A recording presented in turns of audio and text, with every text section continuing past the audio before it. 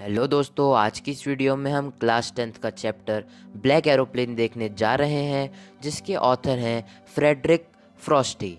अगर आपको ये वीडियो अच्छी लगे तो इसे लाइक कीजिए, चैनल को सब्सक्राइब कीजिए और सजेशंस कमेंट बॉक्स में दे सकते हैं। ब्लैक एरोप्लेन एक बहुत ही मिस्टीरियस स्टोरी है। उस दिन आसमान में एक भी बादल नहीं था और वह पायलट काफ़ी खुश था क्योंकि लोग नीचे सो रहे थे और वह आसमान में उनके ऊपर से उड़ रहा था। वह अपने डकोटा से फ्रांस से इंग्लैंड यानी अपने होम टाउन जा रहा था।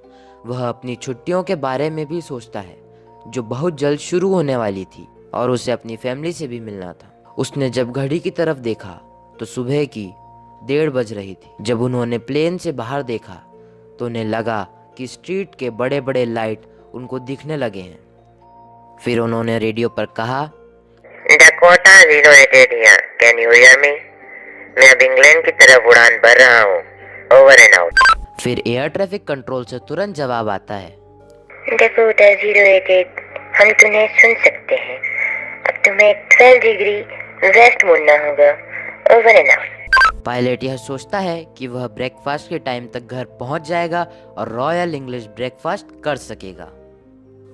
अब तक सब कुछ अच्छा था और फ्लाइट भी काफी आसान थी और अब पेरिस 150 किलोमीटर पीछे था।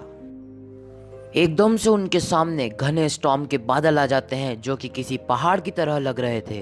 वो उनके उस पुराने प्लेन से बादलों के ऊपर भी नहीं जा सकते थे और उनके पास इतना फ्यूल भी नहीं था कि वो उस स्टॉर्म के ईस्ट या वेस्ट से निकल जाए। वो वापस लौटने का सोचते हैं पर उन्हें उनके घर का इंग्लिश ब्रेकफास्ट चाहिए था, तो वो रिस्क लेकर उन बादलों में घुस जाते हैं। जैसे ही वो बादलों में घुसते हैं सब कुछ काला हो जाता है और उन्हें कुछ भी दिखाई नहीं देता है।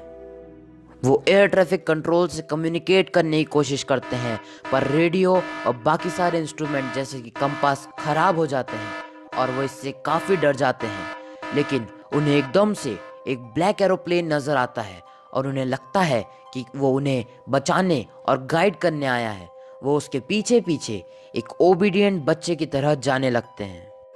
आधे घंटे से वो एरोप्लेन उनको गाइड कर रहा था, लेकिन अब उनके पास सिर्फ 10 मिनट उड़ने इतना फ्यूल बच जाता है।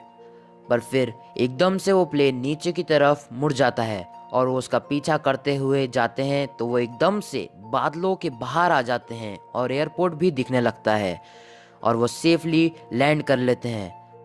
पर वो ब्लैक एरोप्लेन कहीं भी दिखाई नहीं देता। उसके बाद वो अंदर कंट्रोल रूम में जल्दी से जाकर पूछते हैं,